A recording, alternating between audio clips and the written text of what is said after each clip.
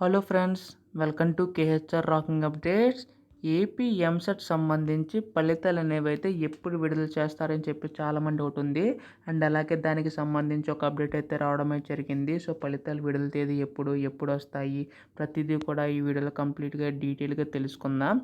అంతకంటే ముందు ఛానల్ని సబ్స్క్రైబ్ చేసుకోకపోతే దయచేసి ఛానల్ని సబ్స్క్రైబ్ చేసుకోండి. మీ యొక్క సపోర్ట్ ఉంటే ఇలాంటి వీడియోస్ నేను ఇంకా చేయగలుగుతాను. So please to subscribe. అలాగే వీడియోకి 30 లైక్స్ టార్గెట్ ఇస్తున్నా, అందరూ కూడా లైక్ చేయండి. ఇంకా ఆలస్యం చేయకుండా వీడియోలోకి అయితే వెళ్ళిపోదాం.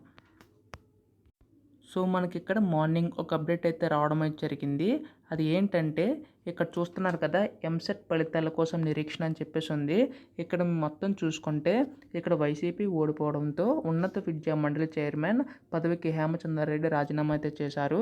సో ఇక్కడ చూసుకుంటే మనకి ఇక్కడ ఏదైతే మనకి రిజల్ట్స్ అయితే రిలీజ్ చేసే ఛాన్సెస్ అయితే ఉన్నాయి. బట్ ఈయన రాజీనామా చేయడంతో ఆ ఇన్న బాధ్యతలన్నీ కూడా రామ్మోహన్ రావుకి ఇన్ఛార్జ్ చైర్మన్ బాధ్యతలు అప్పగించారని చెప్పేసి అన్నారు. తెలంగాణలో చూసుకుంటే ఎంసెట్ ఫలితాలు అయితే విడుదలయ్యాయి. సో ఏపీలోనే త్వరగా విడుదల చేయాలని చెప్పి విద్యార్థులు అయితే కోరుతున్నారు.